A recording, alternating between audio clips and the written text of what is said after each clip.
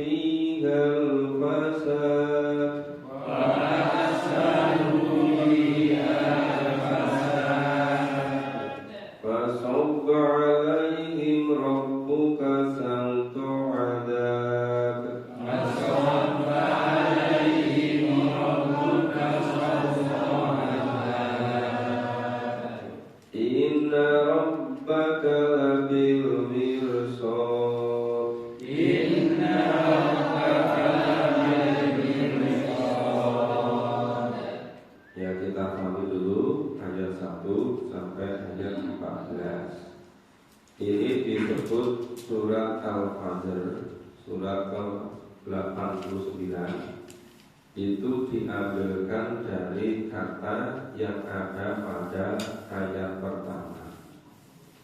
Ini ayat pertama mengapa pakai kata wa. Wa di sini disebut sebagai wanukosa.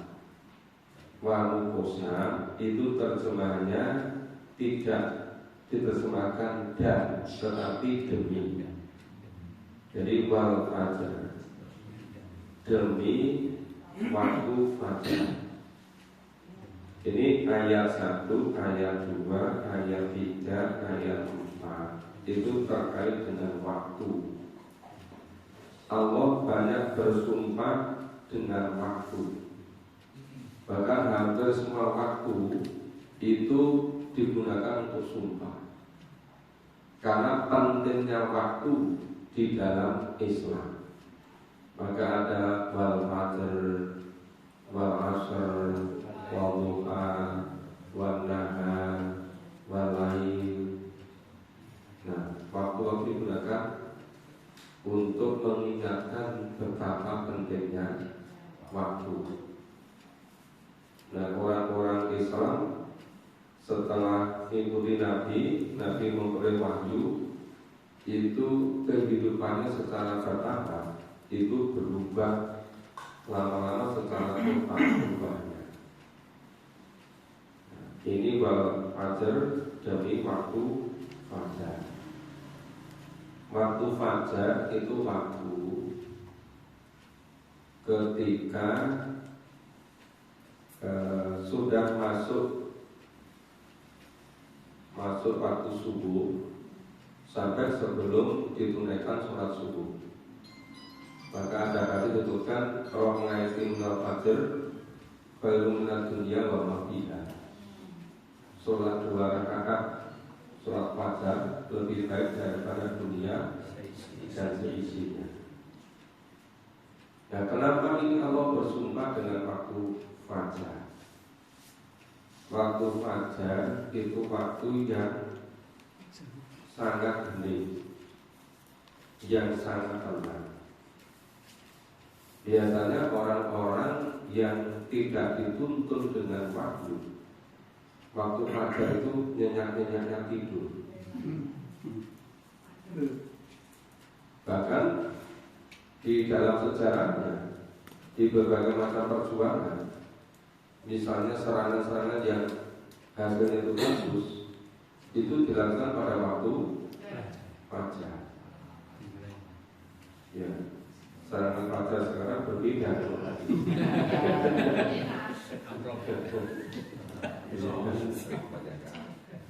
Ya, termasuk itu Muhammad Al-Fatih menaklukkan Konstantinopel.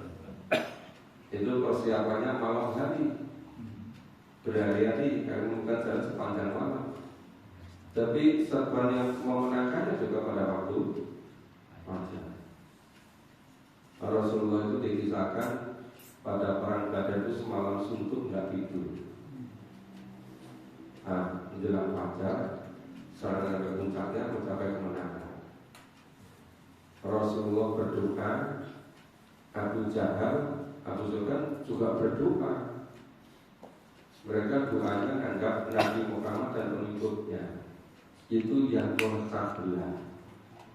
Dulu menganggap sebelum Muhammad yang jadi Nabi jadi Rasul itu bersama-sama mereka. Tapi begitu diangkat jadi Nabi jadi Rasul dapat wahyu, nggak mau bersama mereka lagi. Itu dicap oleh mereka. Nabi Muhammad itu memecah belah. Maka Abu Jahal berdoanya, siapa yang benar yang memecah belah? Berdoa karena terbunuh pada perang Badar. Oke. Kemudian walanya lil asar. Nah, dari malam yang 10, makanya biasanya malam hampir bulan Ramadan katanya dengan Lailatul Qadar. Kemudian wasami wawatar, ya, tanggal atau hari yang genap dan yang ganjil. Walaili idayah dan demi malam apabila telah gelap gulita, udah betul-betul gelap, betul-betul malam. Ini ayat 1, 2, 3, 4 ini menunjukkan betapa pentingnya waktu di dalam Islam. Kalau para sahabat, para salafus soleh, apa termasuk pada namanya ashabikun, itu benar-benar luar biasa hebatnya, luar biasa sungguh-sungguhnya dalam hal pemanfaatan waktu, dalam hal penggunaan waktu. Kemudian ayat 5, hal tidak dikatakan mulidil hijab.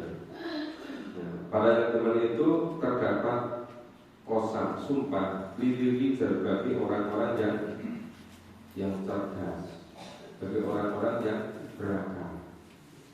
Ya, Lili Hijab. Maksudnya apa ini kok? Bagi orang-orang yang cerdas ini, ya itu pandai bersyukur dalam hal menggunakan waktu. Jadi kalau menggunakan waktu sesuai dengan seharusnya, itu namanya bersyukur. Tapi kalau menggunakannya sesuai dengan peruntukannya, itu namanya zalim atau kufur. Nah, orang yang cerdas, orang yang bisa mensyukuri nikmat waktu. Mungkin nanti di sampai ke belakang itu kaitannya dengan waktu, ini penting sekali. Yang seharusnya hidup ini dunia semata-mata untuk menyiapkan besok di alam akhirat. Tetapi kebanyakan orang itu tidak sampai persiapannya sampai di akhirat. Hidup hanya terbatas di dunia ini. Pada di awal surat itu terkait dengan waktu. Itu nanti ketika sampai itu ayat 20, ayat 23, ayat 24 itu tentang penyesalan yang luar biasa karena dengan penggunaan waktu. Waktu terus berjalan, tetapi tidak secara cerdas memanfaatkannya. Seharusnya hidup ini semakin dekat kembali pada Allah. Intensitas untuk menjadi hamba Allah itu betul semakin berkualitas, semakin meningkat. Tapi banyak juga orang sudah relatif udur, relatif tua, itu tidak segera fokus untuk menyiapkan hidup di akhirat. Masih terus yang dipikirkan dunia. Sehingga apa? Banyak orang yang meninggal di tempat kerja. Nah, kalau di tempat kerja itu karena hilang, ya insya Allah matinya mati fisabilillah. Tapi kalau bekerjanya bukan karena hilang, nah itu persoalannya dari situ. Nah, supaya bisa hilang, itu fondasi ketauhidannya, keimanannya, itu betul-betul dari palsu. Nah itu tadi ayat 5. Ayat 6, alam taro kaifa fa'ala rabbuka bi'ad. Tidakkah kau lihat bagaimana Allah berbuat terhadap kaum Ad? Ya, fa'ala rabbuka, Tuhanmu berbuat terhadap kaum Ad. Nah, kaum Ad itu seperti apa? Irama dzatil imad. Iram itu ibu kota kaum Ad. Itu memiliki dzatil imad, memiliki bangunan yang kokoh menjulang tinggi. Jadi teknologi bangunan dulu luar biasa hebatnya kaum Ad itu. Terus alatilam yukhlaq mithluha fil bilad. Teknologi bangunan yang dicapai oleh kaum Ad di ibu kotanya adalah di Iran. Itu memiliki bangunan luar biasa hebatnya yang belum pernah dicapai, dibuat oleh bangsa-bangsa lain, belum pernah dibuat di negara-negara lain. Maka disebut di sini lam yukhlaq mithluha fil bilad, belum pernah dibuat yang seperti itu di negeri yang lain. Ya, sehingga super power dunia pada era itu pada kaum Ad. Sehingga teknologi barunya demikian kuat. Ya. Terus yang kedua, watamu tadi jadu sosrofil hilwa. Ini yang kedua, ini kaum Thamud. Ya. Kaum Thamud ini membuat bangunan yang terdiri dari jabu sokro, batu yang dipotong-potong.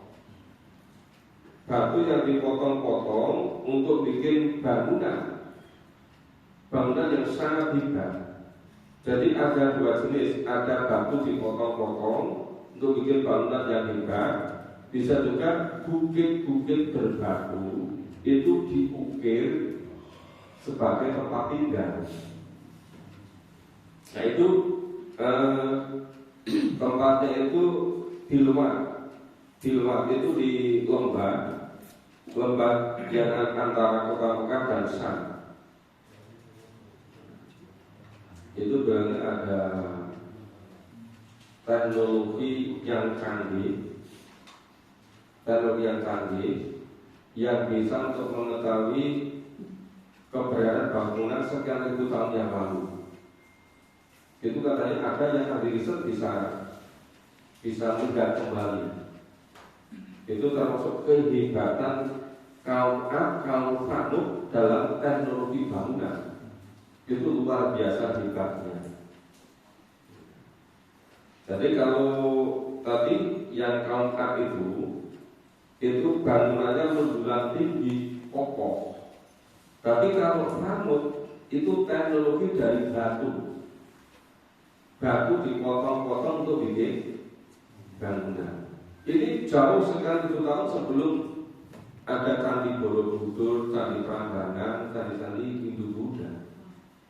Jadi kaum Ad, kaum Thamud beribu-ribu tahun sebelumnya itu ada teknologi seperti itu. Nah, kemudian berikutnya wa Fir'auna dil auta. Ya, Fir'aun yang memiliki auta, yang memiliki tentara yang luar biasa, kehebatan teknologi persenjataan, kekuatan tentaranya itu auta. Walaupun Fir'aun itu juga memiliki teknologi yang sangat canggih juga, namanya piramida. Jadi koalisi bertiga antara Korun, Fir'aun sama Haman.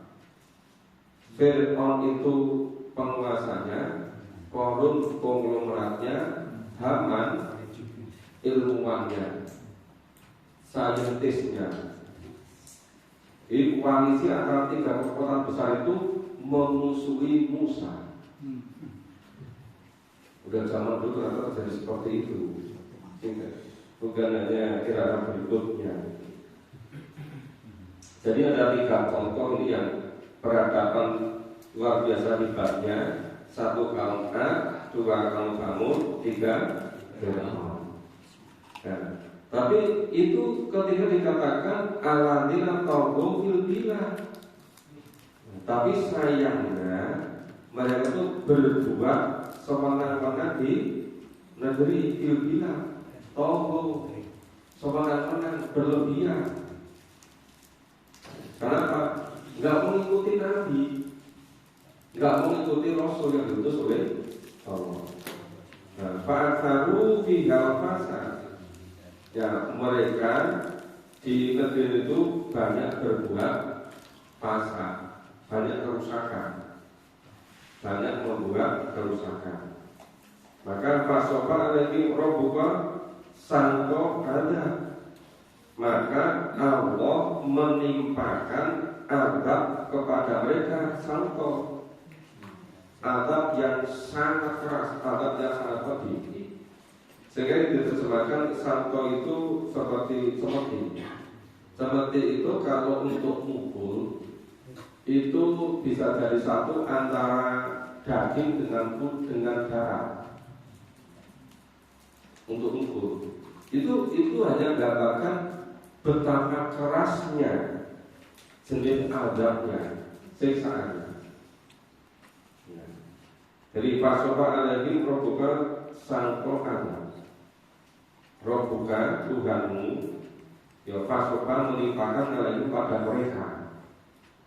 Mereka itu jenisnya kan berbeda-beda antara kaum Ad, Thamud dengan Fir'aun itu akhir hidupnya sama-sama tragisnya, tapi berbeda-beda. Nah itu baru sekedar azab yang ada di dunia. Itu sudah sangat mengerikan. Apalagi azab besok di alam kubur, azab di akhirat, azab di neraka yang selama-lamanya. Nah, inna rabbaka labil mirsad. Inna sesungguhnya rabbaka Tuhanmu labil mirsad. Benar-benar hitungannya di sini menjadi lakakit mengakan labil mirsad. Betul-betul mengawasi. Nah, ini apa kaitannya? Tadi di awal bicara mengenai waktu.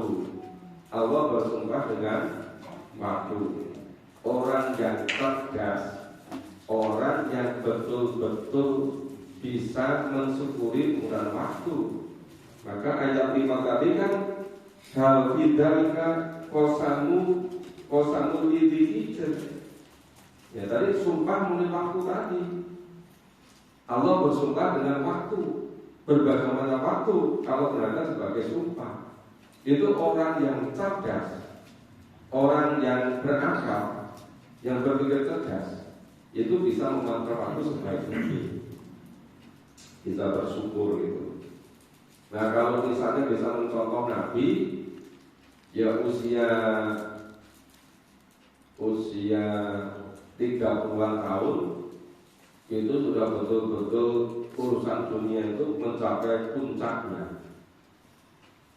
Nah, misalnya entrepreneur, wirausaha, ya sudah betul-betul menjadi business owner, jadi investor. Nah, ketika usia 40-an itu totalitas all out sudah lillah, dianggap urusan dunia itu sudah selesai. Dianggap sudah selesai apa? Ketika passive income-nya jauh melebihi dari kebutuhan hidupnya. Itu merdeka secara ekonomi. Jadi income pasif itu jauh lebih dari kebutuhan. Maka yang disebut dengan orang yang agnia atau boni itu sudah gak membutuhkan yang lain. Bukan orang yang banyak hartanya. Karena sekarang yang banyak hartanya itu semakin kurang terus. Maka kalau orang itu hartanya sedikit, korupsinya kecil. Kalau hartanya banyak, korupsinya lebih besar. Kalau hartanya banyak sekali, korupsinya juga besar sekali. Itu menunjukkan mereka tidak agnia, mereka miskin karena masih kurang terus, gitu kan? Ini akibat karena tidak mengikuti tuntunan Allah dan Rasul. Sehingga sebenarnya namanya duniawi ini kalau digunakan sesuai dengan kebutuhan orang, semuanya bisa makmur. Jadi karena bukan untuk memenuhi kebutuhan, tapi sekedar untuk memenuhi kemauan atau selera atau keinginan atau nafsu, berapapun tidak pernah bisa mencukupi. Sehingga mayoritas rakyat sekedar tempat tinggal yang banyak sangat sulit.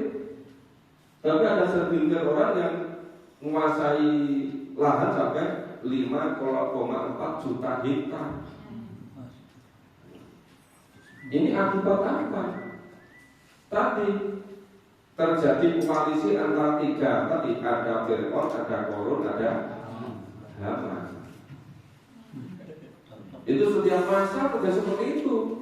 Itu tidak pernah ada keadilan, tidak ada kemakmuran.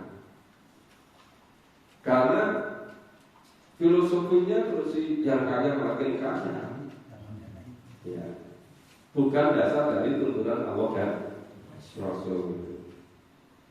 Ya, kita lanjut baca ayat 15 sampai 20. A'udzu billahi minasyaitonir rajim. A'udzu billahi minasyaitonir rajim. Wa ammal insanu idza mabtalahu rabbuhu fa akraman. Wa ammal insanu idza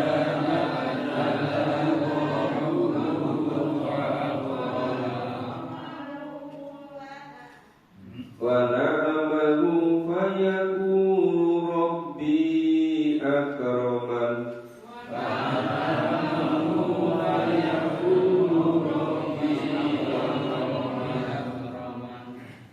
wa amma idza mabtalahu faqadara alaihi rizqahu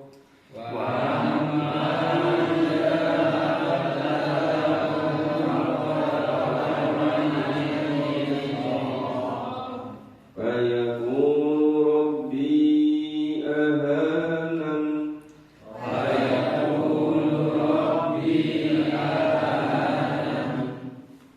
kalla bal la tukrimunal yatim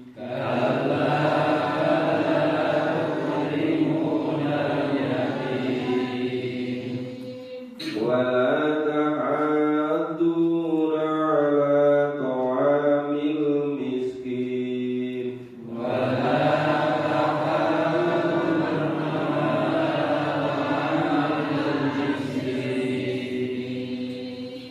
wa ta'kuluna turata aklan lamma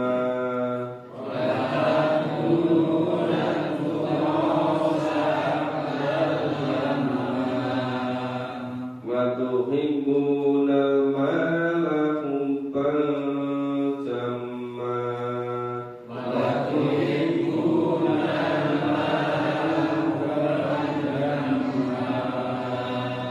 ya kita pahami ayat 15 sampai 20. Ayat 15 fa ammal insanu idza mabtalahu rabbuhu fa'akrama.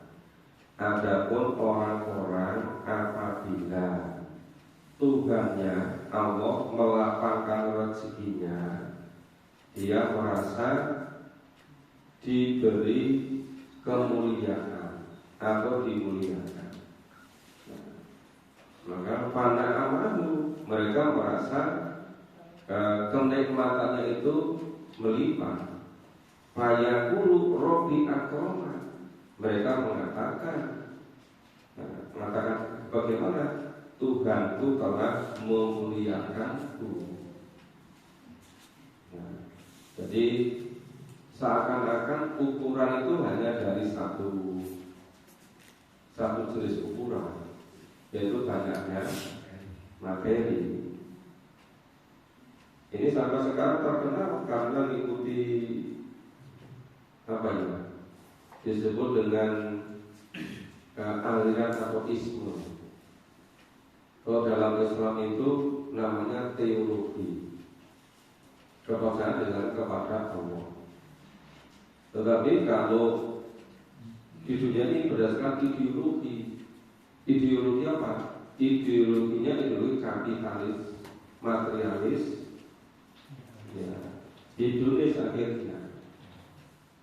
Ya, pikiran-pikiran dari Adam Smith, dari Karl Marx yang berkembang terus begitu. Maka di sini kalau Allah melapangkan rezekinya, kemudian menyempurnakan nikmatnya, merasa Allah memuliakan. Sebaliknya, wa amma idza mabtalahu faqadaru alaihi rizquhu. Ketika Allah membatasi rezekinya sedikit, fayaqula rabbi ahana. Nah, dia mengatakan Tuhanku menghinakanku. Nah, sebetulnya itu sama-sama bentuk ujian. Ya kalau Nabi dan para sahabat itu yang diuji dengan harta, mereka betul-betul bisa lolos ujian. Ya seperti Abu Bakar, Umar, Utsman, Abdurrahman bin Auf, Ibnu Abbas, terusnya Umar bin Abdul Aziz, itu semuanya serba hilang. Nah sebaliknya yang diuji dengan keterbatasan rezeki, yang dikenal dengan ashabus suffah, seperti Bilal bin Rabah, keluarganya Asir, itu Oh, banyak sekali. Mereka sama-sama bisa menjalani ujian dengan sangat bagus karena semuanya serba lillah. Dan untuk fisabilillah itu ada yang relatif lengkap, tenaga punya, kekuatan punya, kompetensi punya, ilmu punya, harta punya. Tapi ada yang mengkhususkan mengenai tenaganya, ada yang tenaga dan ilmunya. Dan itu semuanya dalam rangka untuk fisabilillah. Itu kelompok-kelompok ashabikun ashabikun, kelompok-kelompok yang paling hebat itu. Itu masih ada kesempatan sampai zaman terusnya, sampai sekarang bisa jadi kelompok ashabikun ashabikun. Asal bisa mencontoh yang dilakukan oleh para nabi, para rasul, dan para salafus saleh. Syaratnya apa? Berani menjadi pionir, berani memulai, berani menjadi pendahulu. Yang lain belum mulai, sudah mulai. Setelah Abu Bakar As-Siddiq jalan berpercaya, dia sudah percaya.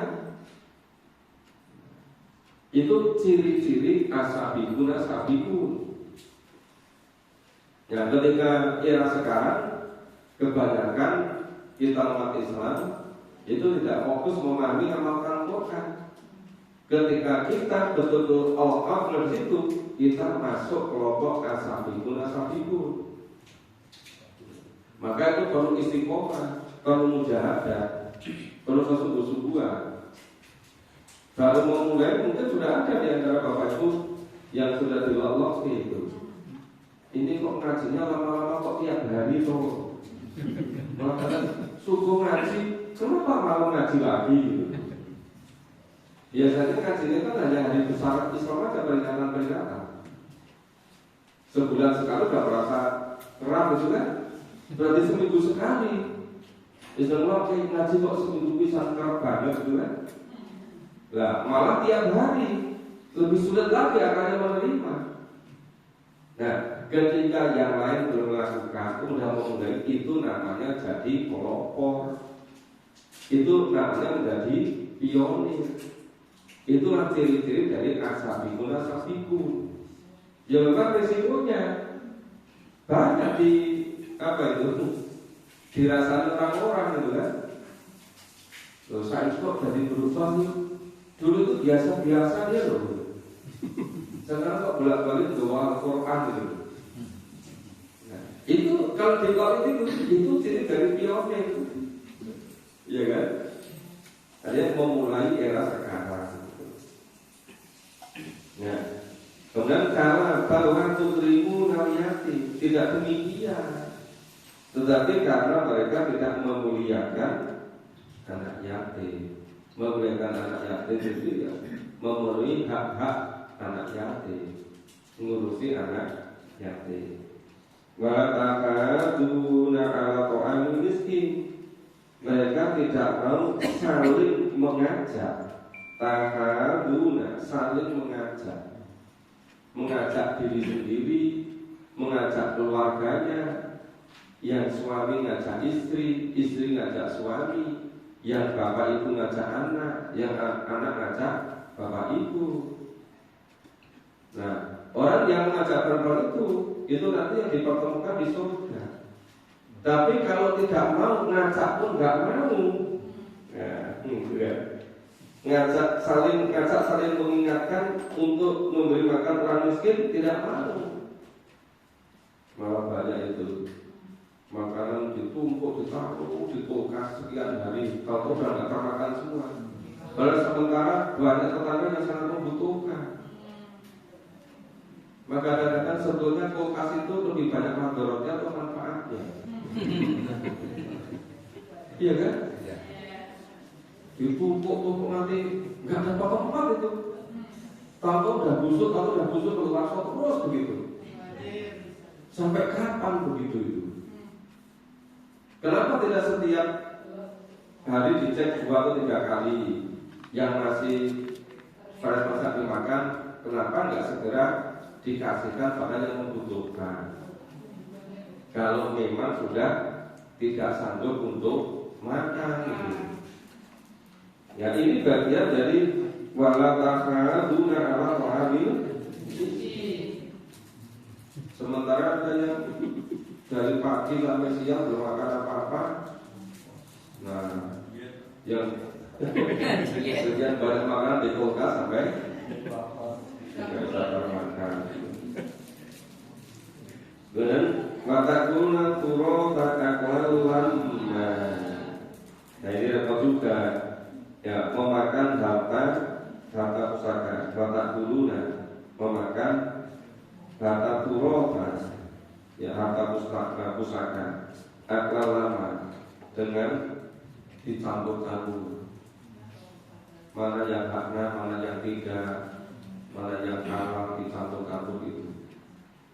Nah itu yang menjadikan rata-rata tidak jadi lulus ujian kalau kan seperti itu.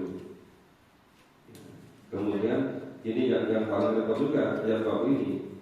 Batu hibun alma, ya, itu cinta pada harta, tapi itu panjama cintanya pada harta keterlaluan. Nah, saking cinta harta, ketika mau zakat di awal bulan, udah tanggal 1 diingatkan segera dizakati.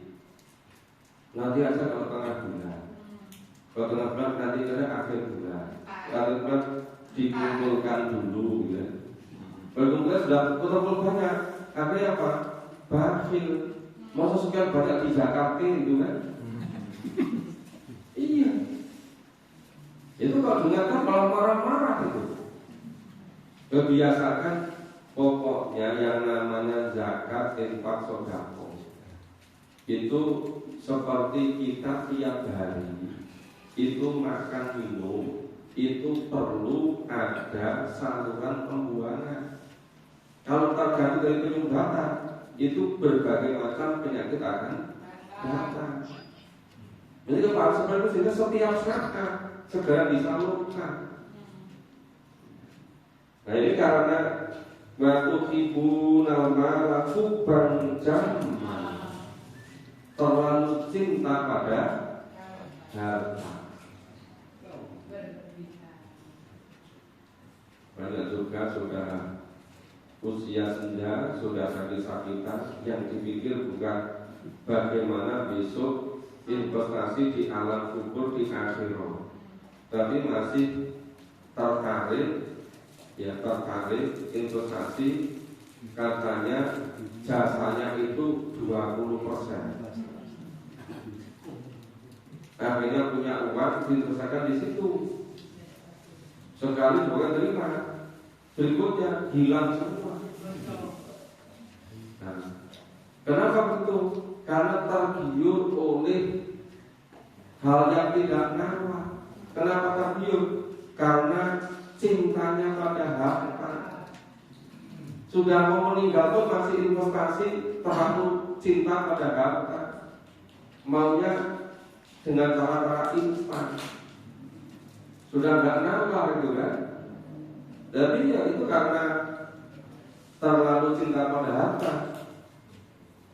Yang seharusnya itu diinvestasikan besok di akhirat, karena diinvestasikan pada investasi yang tidak bertanggung jawab. Ini banyak terjadi di mana-mana seperti itu. Yaitu akibat orang yang tidak tahu bagaimana makna hidup, bagaimana hakikat hidup itu. Jadi ini tadi yang ayat 15 sampai ayat 20 itu sebetulnya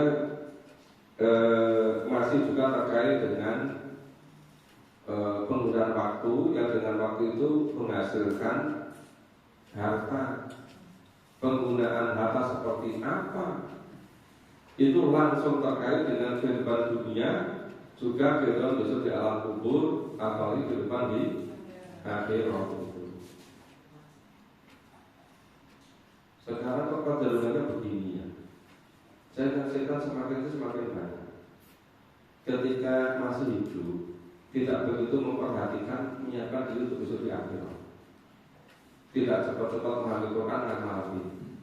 Tenang-tenang saja, masih kerja biasa. Sampai kerja terforsir, sampai sakit-sakitan, akhirnya berapa minggu meninggal. Kemudian ketika meninggal, itu berlomba-lomba membuat kesaksian. Bapak Ibu sering nggak dengar kalau yang nyambut pembayaran itu, ini alami baik toh? Saya. Sering kan itu kan? Itu tetapi yang nyambut itu perwakilan dari ini semuanya cerita tentang kebaikannya itu. Nanti sambutan itu banyak sekali. Terus nanti itu selesai penguburan, malam hari masih ada takziah online dari seluruh penjuru. Isinya juga sama seperti itu. Kafe itu mempengaruhi malaikat itu. Iya kan? Tapi itu masih umum gitu loh. Iya. Termasuk doa. Mungkin. Tapi ini isinya itu kesaksian semua. Nanti doanya hanya satu orang di akhir nanti itu. Jangan mau kesaksian. Itu nanti masih beberapa kali takziah online itu. Isinya kesaksian semua gitu kan. Ya itu karena ini jadi kok apa mempengaruhi malaikat atau gimana? Kenapa ketika masih di dunia kok nggak menyiapkan sebaik mungkin? Tapi ketika sudah meninggal kok baru repot semua gitu. Dan kenapa kok merata seperti itu? Gitu? Iya kan? Loh itu banyak loh di daerah-daerah itu yang punyanya sebidang tanah. Ketika hidup tanah itu dimana? Tapi apa? Ketika mati itu dijual untuk seluruh rangkaian tadi. Mulai dari pemakaman, dari pertama, kedua, ketiga, ke-7, ke-40, ke-100, ke-1000. Itu yang seberapa kali dijual untuk itu. Padahal sebuah tanah itu diwakafkan ketika dia masih hidup. Itu yang menyebabkan dia di surga selama-lamanya. Iya kan? Ini kan persoalan pertama, waktu menggunakannya nggak tepat. Yang kedua, sasarannya. Iya kan? Coba kalau waktunya dia menjual ketika dia masih hidup, kemudian diwakafkan, kirim pahala terus kan dari amal jariah kan? Sama-sama habisnya itu. Coba habisnya itu menurut Allah, ya ini sebaliknya. Tapi Bapak itu sering nggak kasih tanda semacam itu. Saya itu berusaha merubah keluarga. Itu nggak mudah itu. Dari tahun 85. Nah besok satu Bapak Ibu yang silaturahmi akan melihat perubahannya itu. Dulu 85 yang mulai baru saja sekeluarga itu. Bertahap karena berubah utang. Bapak saya itu kecil dulu di pesantren Jawa Timur. Kakak saya itu di sana. Kerjanya apa lain? Itu tiap malam itu kungkum di sungai besar, mencari yang namanya kaji-haji. Kaji-haji itu apa itu? Cima, kalau kuningan, wah itu dongeng itu loh. Itu sampai bertahun-tahun begitu. Itu cara membuang itu gak gampang. Cara membuang itu gak gampang. Sampai jadi bersih, hilang semua gitu. Jadi bukan biasa-biasa itu. Sampai jimatnya itu penolong. Saya sejak jimat itu udah tahu ini nggak beres ini. Tapi alhamdulillah kalau akhirnya bisa bersih semuanya. Jadi merubah itu memang nggak mudah. Tradisi sudah turun-temurun sehingga ratus tahun kan, bukan hanya puluhan tahun. Oke. Kita lanjut bahasanya 21 sampai 26. Ini luar biasa di sini. 21 sampai 26 ini. Oke. A'udzu billahi minasyaitonir rajim. A'udzu billahi minasyaitonir rajim. Kalla idza tukkatil ardu takkan takka. Kalla idza tukkatil ardu takkan takka. Wajah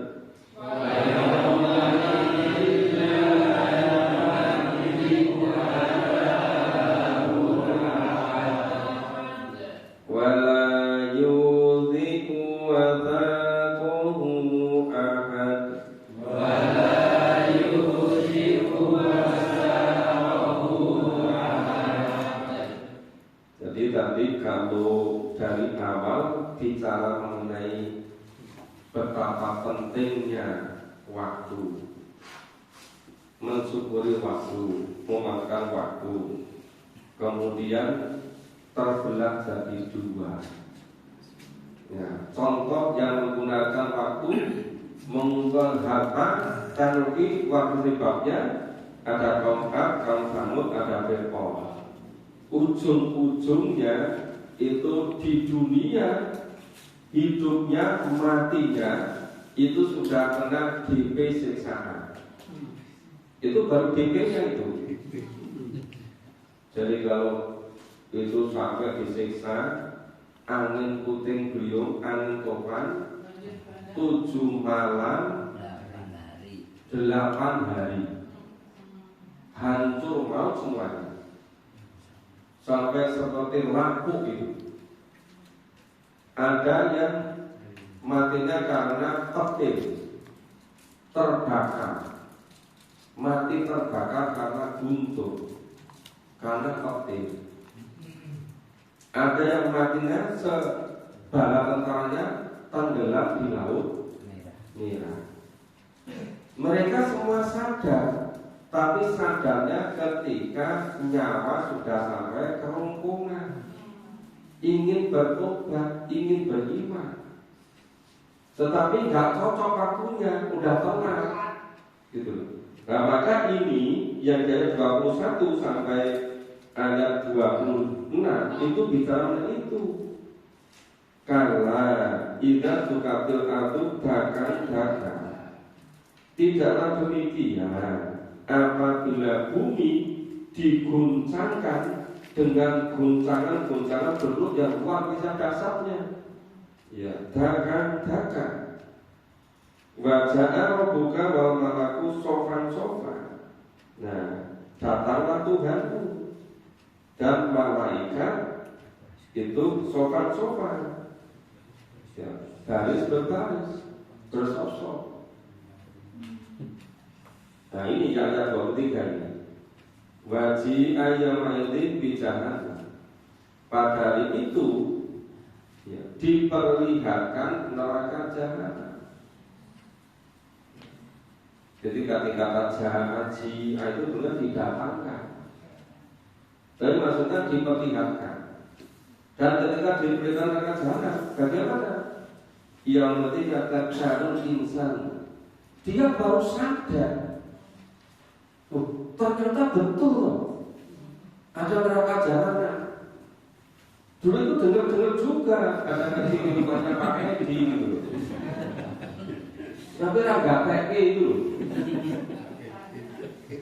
Yang suara-suara buka dari masjid, untuk jahanan gitu. Gak kira nama orang apa gitu. Nah, begitu diperlihatkan, itu terkejut, kaget, tersadarkan. Dan apa? Wa anna lahu dzikra. Tapi sudah sama sekali tidak ada gunanya. Apa? Sudah tolak. Jadi betul-betul sadar. Pertama, ketika menjelang sakaratul maut itu flashback selama berapa detik diperlihatkan apa yang dilakukan. Terus ditampakkan nanti ke depan. Nanti begitu di alam kubur, gitu lagi. Jadi menyesal orang luar biasa menjalankan ajal, menyesal berikutnya yang dasar ketika alam kubur, penyesalan yang luar biasa ketika itu dibakar. Puncak penyesalannya ketika sudah di neraka jahanam. Tapi keempat-empatnya sudah tidak ada gunanya. Sebabnya itu. Makanya kayak gak mengatakan, ya guru, sama mengatakan gimana? Ya laitani kodam tulikayati. Alangkah baiknya, alangkah bagiannya seandainya dahulu saya beramal baik. Dulu itu kenapa gak ikut ngaji di konsortan ya? Itu setelah melihat jalan baru kesal. Ini buahnya saya kesal di situ.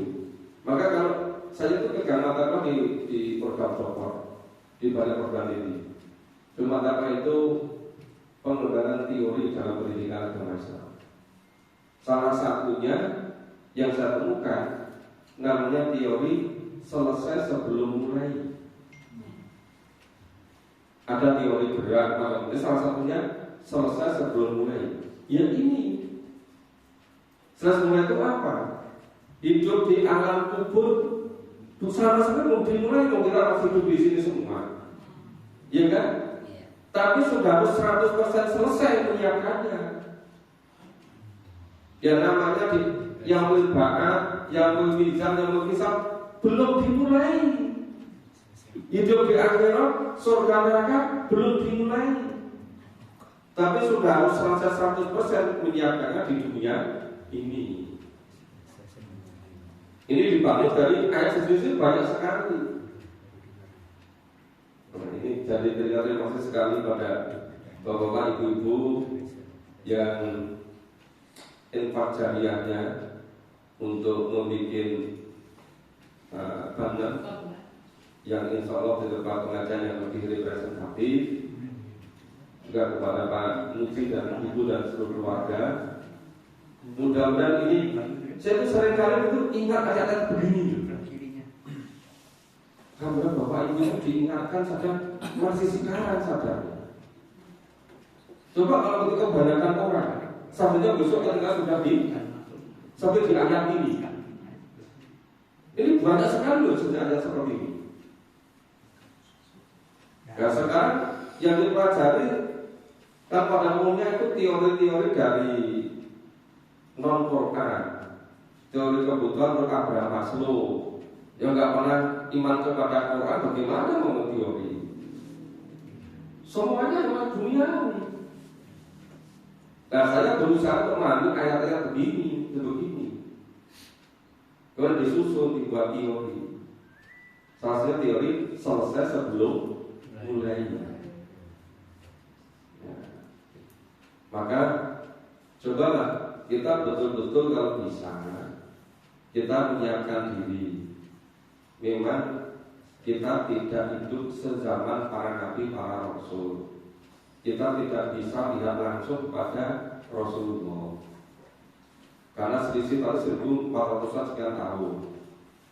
Tetapi kita bisa berbuat seperti sahabat-sahabat yang bersama Rasulullah. Caranya apa? Mau jadi pelopor, mau jadi pionir, mau yang memulai. Saya melalui lama berpikir, ngajak anak-anak sekolah mulai SD, SMP, SMK tidak memahami Quran, wis zaman dhisik. Sejak saya sekolah di madrasah sudah biasa ngajak begitu. Nek ngajak mahasiswa, ya tinggal sarjana masuk doktor, ini kerjanya itu. Terus kapan ngajak bapak ibu yang usianya sudah 60 tahun ke atas?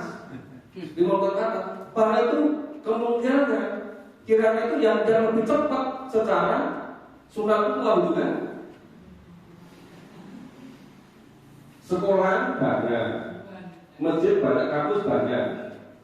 Saya kira nggak ingin pengajian untuk usia-usia bapak ibu saya kita semua di mana tempatnya. Lupa ibaratnya sabikun, sariu, ikan harus merasa kobol ini. Sebenarnya harus sungguh-sungguh kan, tapi kok nggak ada tempatnya. Nah, maka kita perlu tempat untuk memahami Quran.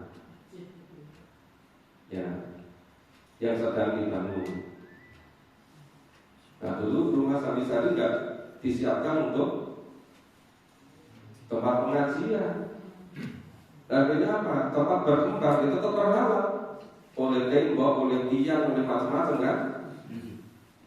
Kolam bisa ditutup, tapi tiangnya dirobohke, besok si roboh main. Saya nggak mau ada. Sebenarnya ya untuk jadwal 10 orang, 7 orang, sampai 200 orang.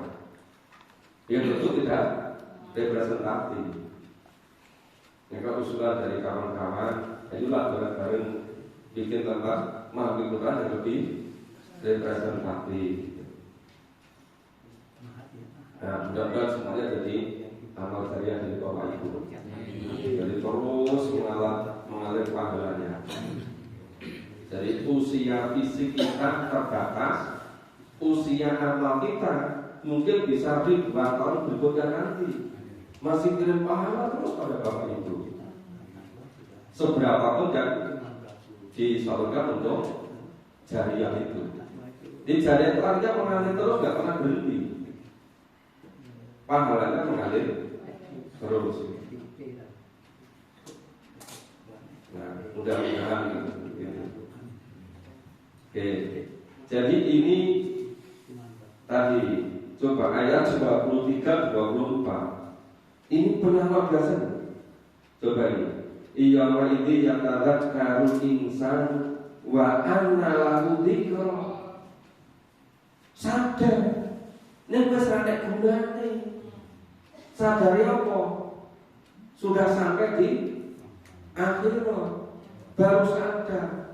Sadari kapan? Ketika sudah menjelang ajal, diperlihatkan masa depan yang suram. Sadari kapan? Ketika sudah di alam kubur. Sadari kapan? Ketika yang ibadah.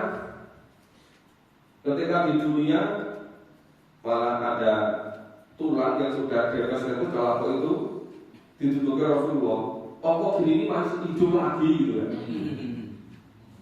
Saking ejeknya itu loh. Begitu dibangkitkan kembali yang ibadah menyesal semua. Ternyata betul ini. Dan kalau betul tidak jadi tangan saja, nggak ada tanggung jawab. Ini rasanya apa? Nah, ia dulu mengatakan benar, ia laitani kodratu likayati umpama dhisik melu ngaji nang main pakai dinang kompakkan ndak apike nang apa gitu. Tapi udah terlambat. Kalau Bapak itu belum terlambat karena itu tadi Ini kan cerita yang di ayat ini gitu. Itu yang lainnya kodam tuli hayati. Kodam itu nek aku dhisik itu loh. Saya dulu itu kodam tuh yang lainnya alangkah bahagianya, alangkah baiknya kodam tuli hayati. Saya dulu itu saya beramal baik untuk kehidupan ini di akhirat itu gitu. Tetapi Anda juga itu sudah memahami Quran itu banyak juga yang nggak istiqomah. Padahal nggak kayaknya begini. Iya kan? Ada transaksi, ya, ada yang penting, ada yang baru tambah itu. Tampaknya belum begitu menghayati ayat-ayat yang dipahami tadi. Oh, waktunya sudah mau habis, masih ada. Iya, kita selesaikan ini. Ayat 25, yang menjadi layu antimu ada baru akan. Jadi tidak ada siksaan yang lebih belum dirasakan sebelumnya waktu itu. Ini nggak ada satupun sesuatu yang lebih dahsyat dari itu. Walayu tiku wataku akad, nggak ada itu. Sesuatu sampai diikat demikian yang lebih itu. Itu dahsyat sekali siksanya itu. Nah, itu gambaran orang yang kufur. Yang ketika dunia nggak menggunakan waktunya, kesempatannya untuk mengikuti tuntunan Allah. Nah, 4 ayat yang terakhir ini sebaliknya. Ini yang mengikuti tuntunan Allah. Kita baca. A'udzu billahi minasy syaithanir rajim. A'udzu billahi minasy syaithanir rajim. Ya ayyatuhan nafsul mutmainnah.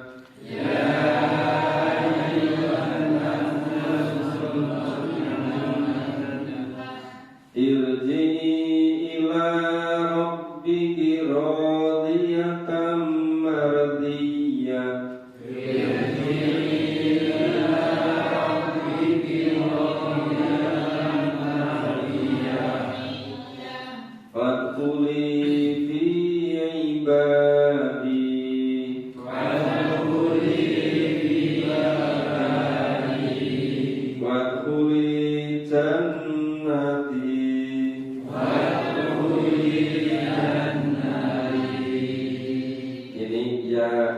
Ya Tuhan nafsu mutmainnah.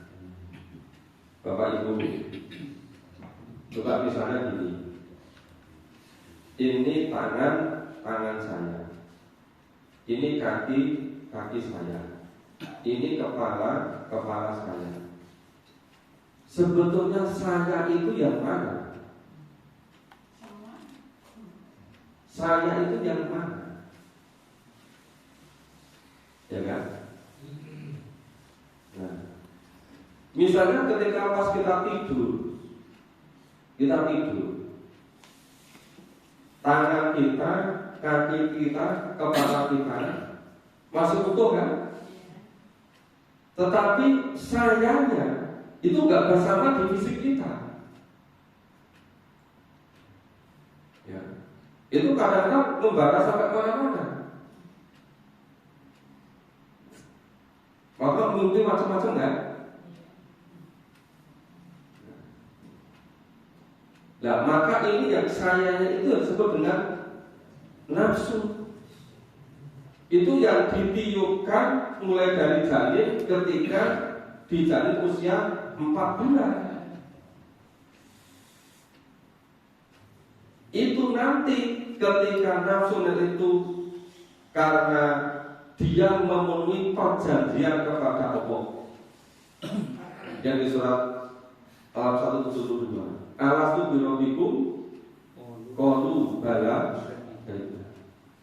Maka kenapa ketika di dunia ihdinas siratal mustaqim? Maka dijawab inna hadzal qur'ana yahdi lillati hiya aqwam. Ya jangan yang begitu Quran ini. Maka orang yang hidupnya sengaja memahami mengamalkan Quran, ini jiwanya tenang. Karena Pak siap semua. Sewaktu-waktu ajal datang, udah betul siap. Kenapa? Dibesar oleh Allah. Walatan mutuna ila wa antum muslimu. Maka setiap saat harus siap. Sewaktu itu malaikat ajal mampir gitu. Jangan nggak siap. Maka juga diperintahkan, ya ayyuhalladzina amanu khulu fi silmi kafah. Nah di situ, maka ketika ini betul siap, nanti malaikat itu sudah seperti pramugari atau peramung kamu, kamunya ini IP, didereke, somat Gusti Allah langsung masuk ke surga sementara di alam kubur. Maka orang yang betul-betul bisa memenuhi perjanjian Allah ketika dijalin sampai akhir hayatnya, namanya meninggal itu pergantian dari dunia fana antara campur aduk dengan penderitaan itu dengan kebahagiaan di alam kubur. Maka kenapa orang itu kalau meninggal disegerakan memakamkannya? Kalau dia orang yang nafsu mutmainnah, dia segera dia menikmati jerih payahnya ketika di dunia, segera menikmati amal jariyahnya, segera menikmati ilmu yang bermanfaat, segera menikmati seluruh didikannya itu yang hebat-hebat itu gitu loh. Nah, maka terus irjini la pikir rodiyallah dia. Sini kembali dengan penuh ridho, dengan penuh kepuasan, dengan penuh kesenangan. Fakuli di ibadi masuk kelompok hamba-hamba Allah. Maka wa ma khalaqul jinna wal insa illa liya'budun. Maka manusia yang paling ideal menurut Quran adalah menjadi hamba Allah. Liya'budun. Apapun jenis kegiatan di dunia ini, tapi dipastikan menjadi hamba Allah. Fakuli jannati, masuklah ke surgaku.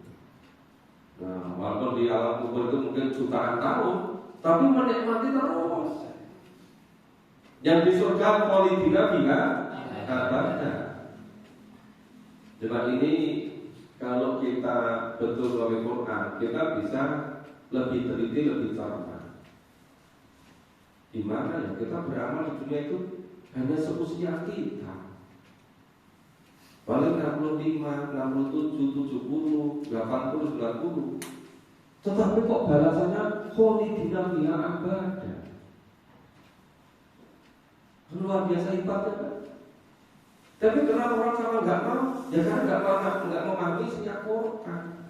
Jadi kesalahan utama itu karena tidak mau menggunakan waktunya selalu untuk memahami Quran.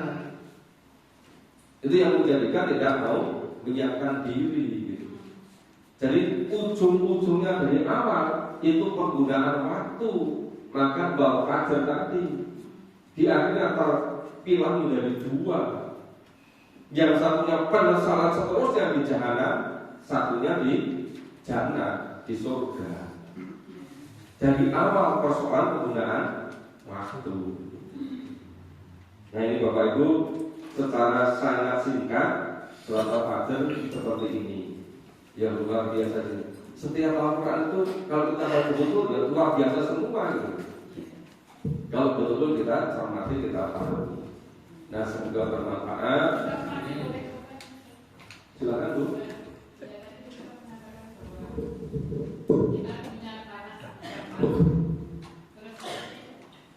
Untuk menyiapkan segala kebutuhan kita yang 3 hari karena mungkin dia punya yang tidak mengganggu yang ditinggalkannya. Cuma dalam 3 hari atau dalam hidupnya itu kan di situ diadakan doa-doa awal. Saya pikir ini kok baik gitu loh. Tapi Bapak tadi mengatakan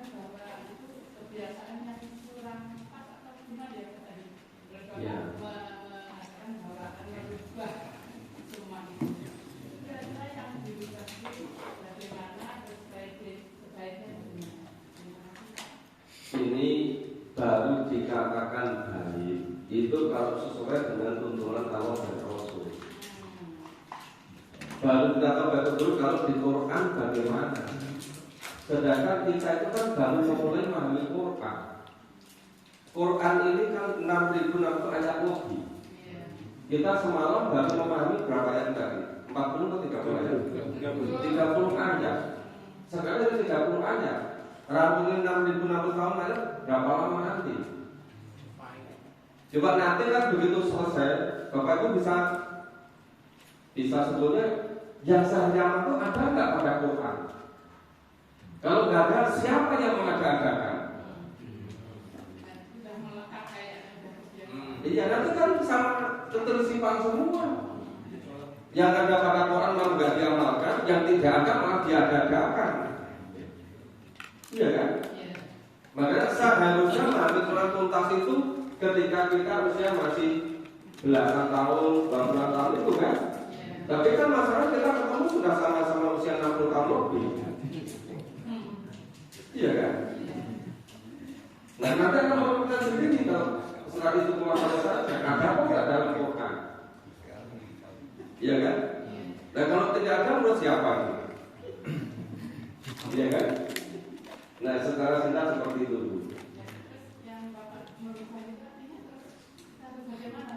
Namanya merubah itu seluruh cita-cita hidup kita, pola pikir kita, kegiatan kita, cara hidup kita, kegiatan kita disesuaikan dengan yang dituntut Allah dalam Quran. Quran ini kan pedoman hidup, cara hidup, petunjuk hidup. Yang ada kita lakukan, yang dilarang kita tinggalkan, yang dilarang kita lakukan. Yang tidak ada, nggak usah mengada-adakan. Ini tujuan Quran sebagai Buddha. Iya, Quran sebagai pedoman hidup gitu. Loh kalau Quran sebagai pedoman hidup tapi nggak juga nggak menurut Quran, jadinya apa? Baik buruk bukan menurut kita. Baik buruk itu menurut Allah dan Rasul, menurut Quran dan Sunnah, hadis yang mutawatir. Nah begitu. Terima kasih, semoga bermanfaat. Assalamualaikum warahmatullahi wabarakatuh. Waalaikumsalam. Demikianlah Bapak Ibu semuanya yang hadir kajian malam ini yang disampaikan profesional Bapak Profesional berkaitan dengan surat Al-Fajr. Mudah-mudahan kita semua bisa mengambil manfaatnya dan melakukan dan bermanfaat sehari-hari. Minggu depan insyaallah akan dibahas surat Al-Qasiyah, pembahasan 20 ayat. Mudah-mudahan juga bisa selesai malam sehingga kita dapat ilmunya semakin tetap semakin banyak karena waktunya semakin pendek kita bisa dapat. Ya, demikian pengajian malam ini. Terima kasih saya sampaikan kepada Prof. Retno. Mohon maaf kepada Bapak Ibu semua dalam acara ini ada kebenaran. Baiklah, sebelum saya lupa nanti pada saat selesai tadi dipersilakan di yang keluar belakangan sehingga tidak saling tabrak. Demikian kita akhiri dengan membaca hamdalah dan juga doa alhamdulillahirobbilalamin.